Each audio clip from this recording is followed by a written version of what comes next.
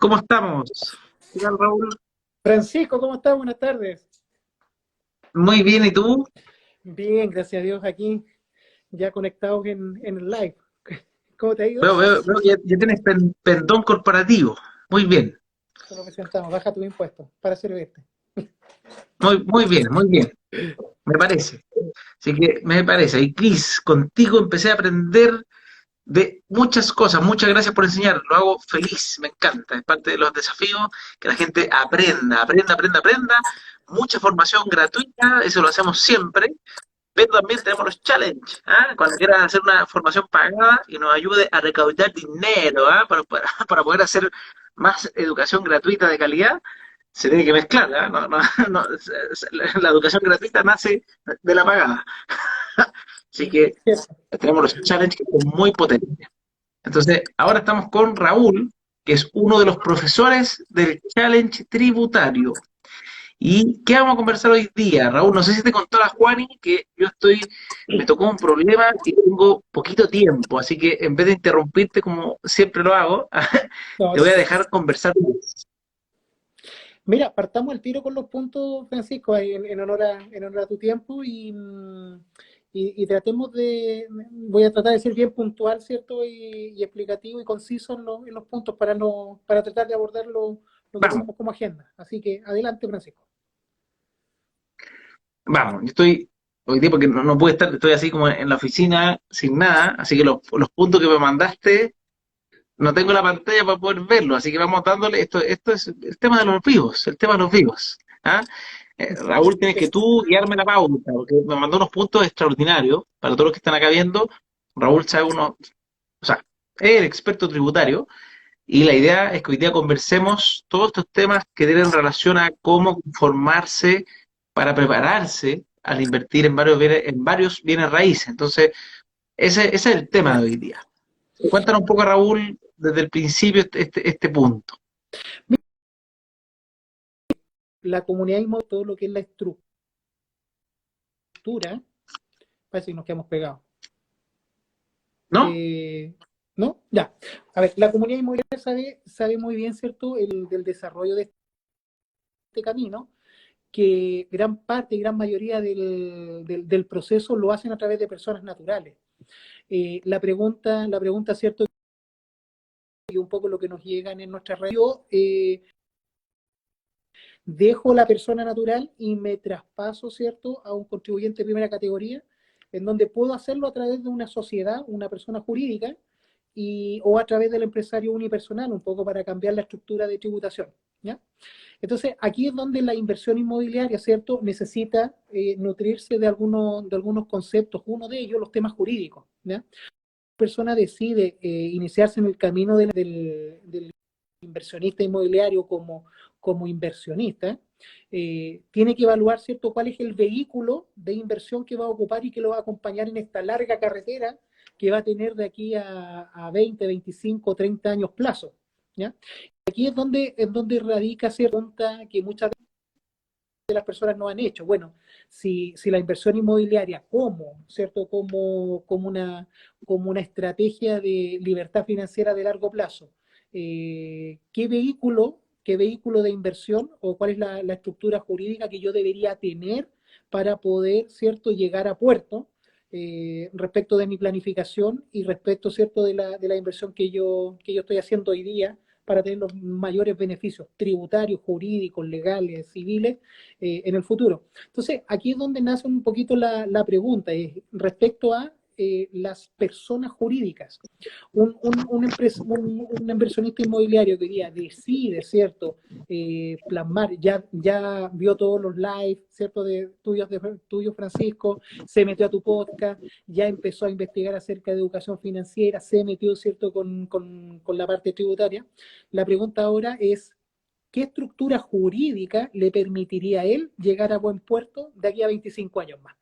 Y aquí es donde tenemos un abanico de posibilidades dentro de nuestra legislación nacional y la pregunta es, bueno, ¿cuál de todas ellas es la que más me conviene? Sí, Porque tenemos, ¿cierto? Primero, tenemos la empresa individual de responsabilidad limitada, podríamos tener una sociedad de responsabilidad limitada, podríamos tener una sociedad por acciones, también podríamos constituir una sociedad anónima cerrada. Y existen otros cuerpos jurídicos que no los vamos a tocar porque la verdad no se ocupan mucho en la actualidad, que sería la Pero sociedad de las compromiso. típicas son la EIRL, la sociedad por acciones y el empresario individual. Esas son como, y bueno, y la persona natural, obviamente. Esos son como los cuatro que uno diría, esos son como los típicos. ¿Cierto? Bueno, saquemos al tiro a la gente una duda. ¿El empresario individual es una persona jurídica? No. No, el empresario individual, de todo lo que vamos a nombrar hoy día, es el único que no es una persona jurídica, pero por estas interpretaciones que tiene el Servicio de Impuesto Interno la trabaja el empresario individual al símil como una persona jurídica respecto a cómo O sea, puede, ¿cierto?, tributar en una estructura de primera categoría. eso. O sea, tú tributas como una empresa con tu mismo RUT. Exacto. Pero sin ser una persona jurídica. Ahora, ¿cuál es Sí. la gracia de la persona jurídica? La gracia de la persona jurídica es que separa tanto las responsabilidades como el patrimonio, se hace una separación del patrimonio y las responsabilidades de la persona natural.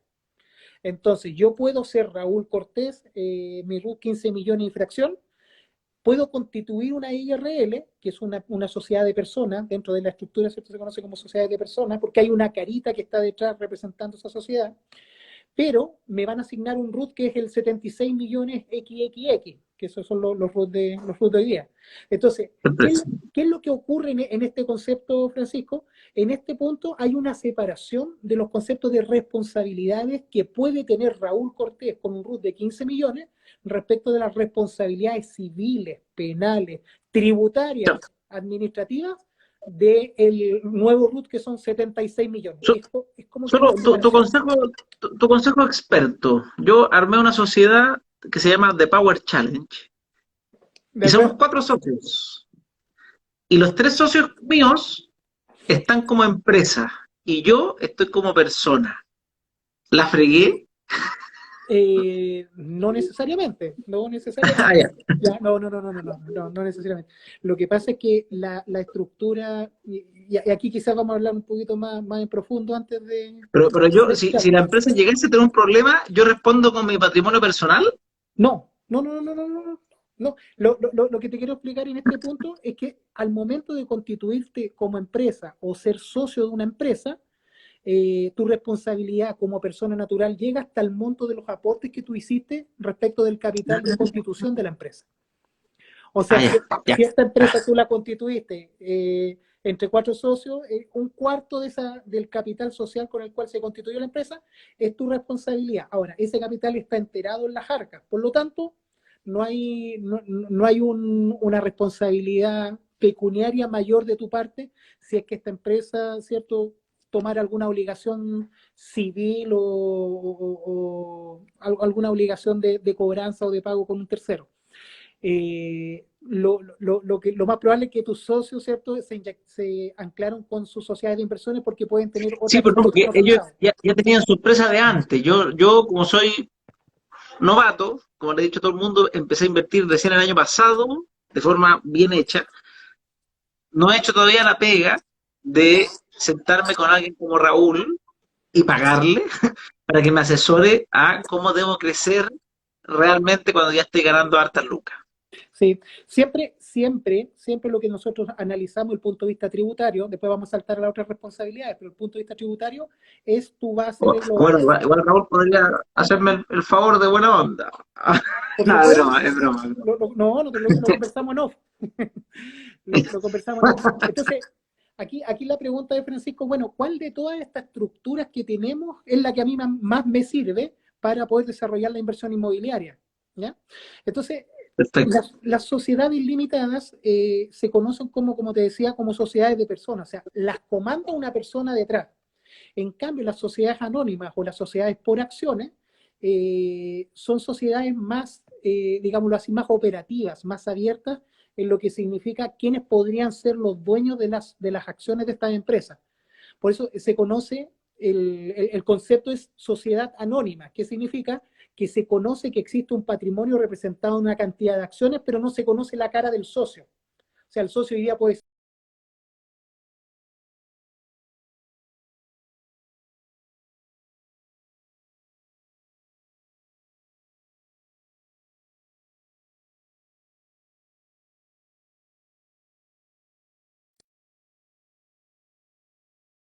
sociedades, ¿ya? Entonces, va a depender un poquito de cómo queremos reorganizar nuestra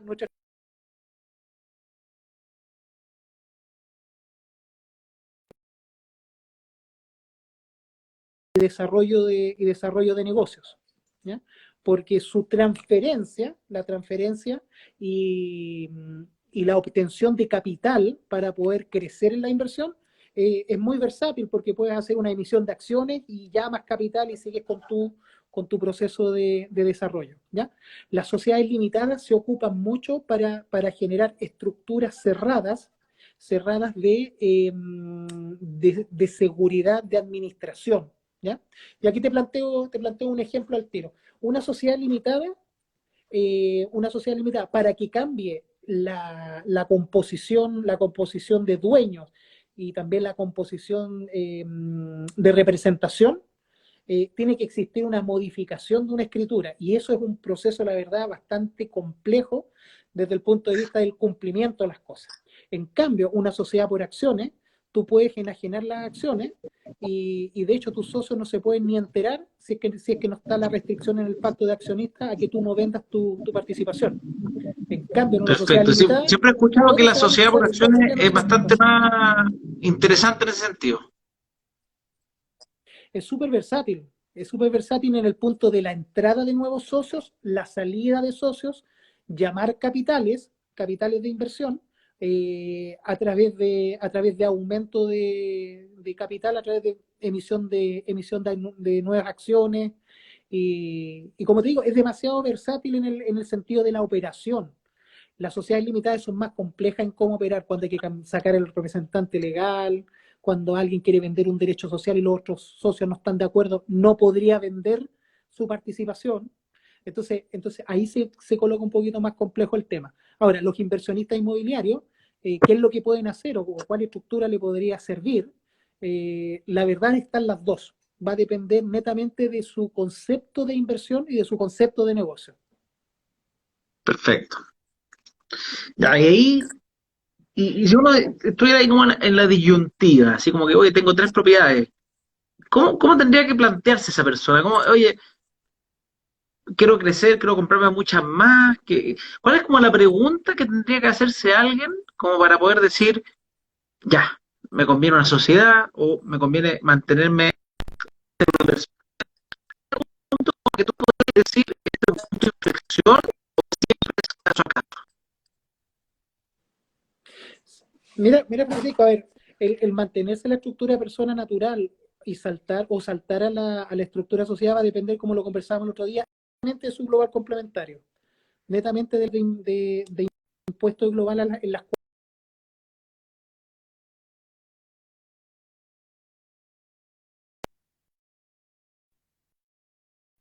por esa estructura, descontando el 55 DIS y ocupando las contribuciones como crédito. Por lo tanto, podría llegar hasta pagar cero.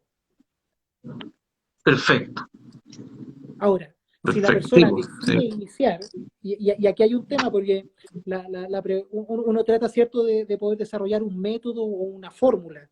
Mira, sobre tantas unidades debería salirme de la persona natural y debería ir y migrar a una persona jurídica. Sí, pues, esa Yo es como esa es la pregunta siempre, es como ¿cuándo me paso? ¿Cuándo? Sí. Mira, esa pregunta, la verdad va a depender de cada caso, como siempre lo hemos hablado, pero para mí entender, y esto te lo comento también como emprendedor de corazón, eh, cuando uno ve el negocio como negocio, puede tener una propiedad, pero si tú ves la inversión como un desarrollo de un negocio futuro, tú podrías partir perfectamente con una propiedad siendo persona jurídica, porque va a depender de tu visión Bueno, del sí, pues, o negocio sea, de mediano y hecho, como largo persona plazo. jurídica podría ponerle depreciación acelerada, que no lo tiene la persona natural, podría arrendar con IVA y descontar IVA, o sea, hay un montón de cosas que son diferentes. Entonces, ya, pero para los que somos flojitos, yo quiero tres propiedades, o sea, flojito entre comillas, porque igual hay que esforzarse para tener tres propiedades, pero no quiero De hecho. pensar, no quiero pensar en tonteras, no quiero hacer nada, quiero comprar y arrendar. Año corrido sin preocuparme de nada. Con tres propiedades, ponte tú. ¿Me convendrá pasarme a algo? Mira, cuantitativamente no te conviene porque dos las dejas en DFL2 y tendrías que tributar solo una. Y esa una, los dividendos, calcúlalo así, en los primeros años el dividendo más o menos, el 50% del valor del dividendo son intereses.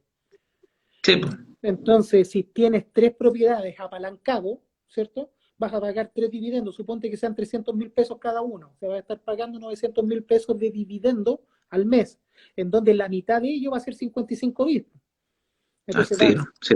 vas a tener 500, 450.000 pesos mensuales de O intereses sea, mensuales. probablemente lo que te descuenta el 55 bis sea lo mismo que te suma ese tercer arriendo. Entonces no valga la pena por ni un lado moverse. Exacto, porque tu tributación ¿Sabes? solamente va a ser la tercera propiedad. Suponte que lo arriendas a 300.000.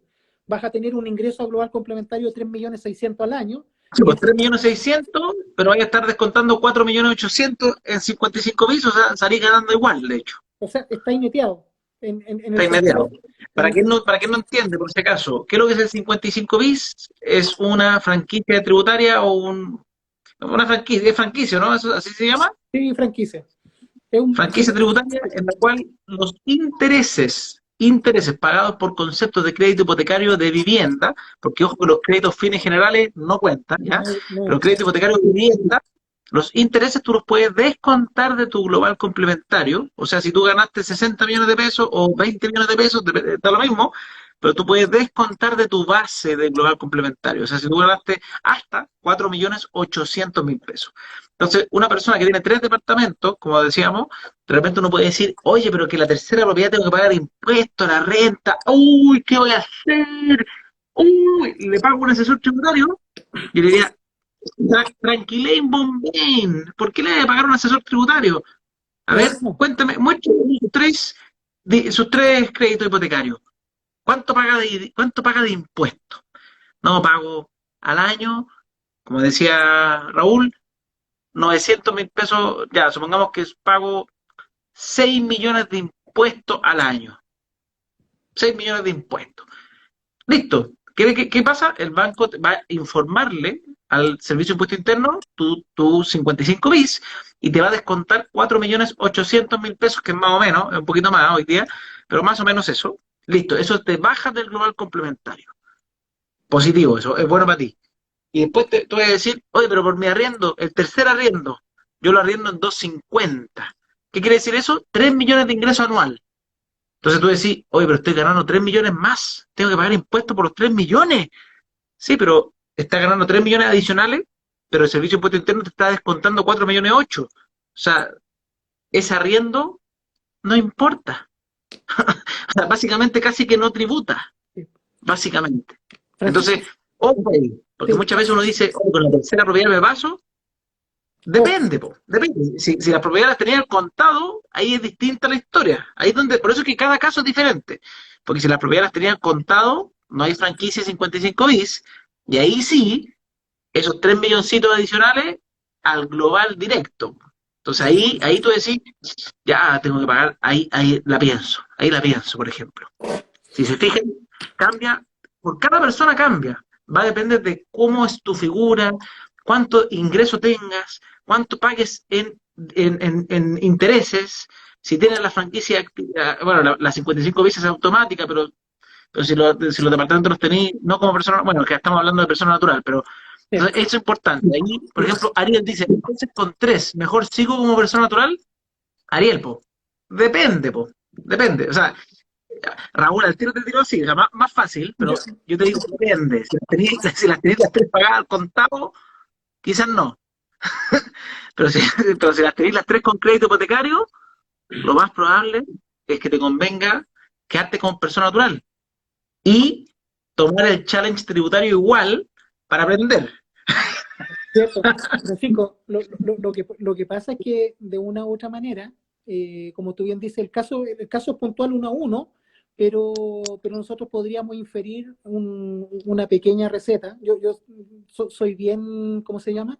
Eh, no me gusta mucho dar el concepto de receta porque, como tú bien No, dices, es no, que, no es que aplica tu para mundo es todo. muy difícil, porque aparte cambia todos los años, hay reformas, es difícil la Sí. receta ahí. No aplica mucho para todos los casos, pero si tú estás hablando que un inversionista hoy día tiene 4 propiedades, 2 de FL2, dos con las cuales tiene que tributar y las 4 las tiene apalancadas con el banco, y lo más probable es que en alguna de ellas pague contribuciones, lo más probable es que todavía sea eficiente estar en la estructura de la Ay, persona además natural. podéis descontar las contribuciones, o sea, hay que sumar eso además.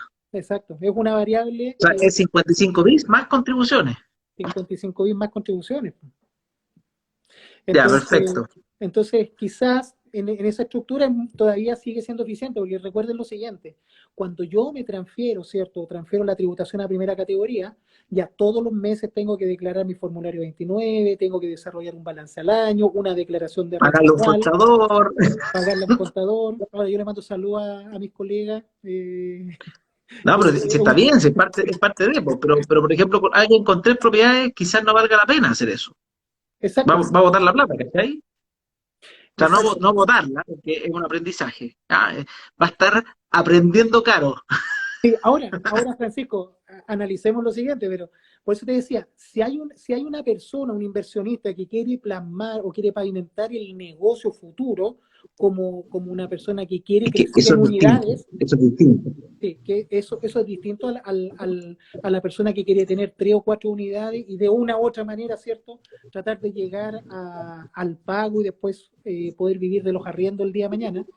Pero una persona que quiera pavimentar el desarrollo del negocio, yo le aconsejo inmediatamente ver hoy día la estructura de una persona jurídica que lejos lo va a hacer llevar su inversión a los volúmenes que ellos esperan, que pueden ser 5, 10, Sí. 15 o 20 propiedades. Recordemos que hoy día está la franquicia, o sea, más que la franquicia, hoy día está el 27 bis, que podemos hacer una recuperación del impuesto del IVA pagado en la compra y que puede ser un ente apalancador para nuevas unidades. O sea, hay varias cositas ahí que podemos ir aprovechando. Raúl, lamentablemente estoy con el tiempo ahí, pero esta conversa venía buena. Yo creo que vamos a tener que hacer un live adicional antes del challenge. Así que, pero hoy día los dejamos ahí en suspenso a todos. Los dejamos ahí Pero, recuerden que quedan solamente 4 días con el descuento del 25%, por si acaso. oye, Así que, Francisco, invitamos a toda la gente a que no se pierda el challenge tributario. Todos estos temas que estamos tocando aquí en los live los primera tocamos. generación. Primera generación, ¿cierto? ¿Cierto?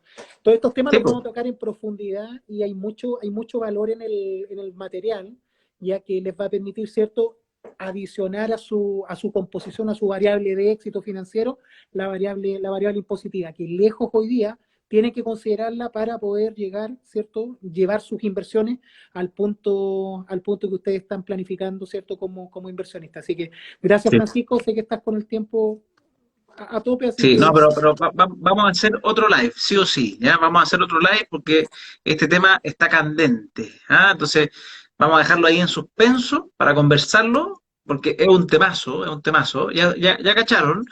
Si uno planea tener quizás solamente 3 propiedades con crédito hipotecario, no se preocupe tanto del tema impuesto, o sea, preocúpese obviamente, pero no es tan terrible, ¿ya? No es como para tener un contador, de hecho. Pero si uno ya piensa ahí acrecentar en este mundo, ándate cabrito. Ahí ya hay que ponerse serio. o si nos sacan o si nos sacan el DFL2 Bueno, y el próximo año. si nos sacan el DFLO, ah, ándate, ahí sí que ándate. Sí. Ahí vamos a tener que analizar otra, ya no son los 3 departamentos, los 4, ya quizás con uno Sí, vamos pues, a tener que pasar. sí, pues. Vamos a escuchar de sacar el cargador, ya. Así que con eso, Raúl, yo me voy despidiendo, me tengo que ir partiendo. Discúlpenme por este Live Express, pero tenía una emergencia hoy día. Así que, Raúl, te pasaste, muchas gracias y nos vemos en otro live.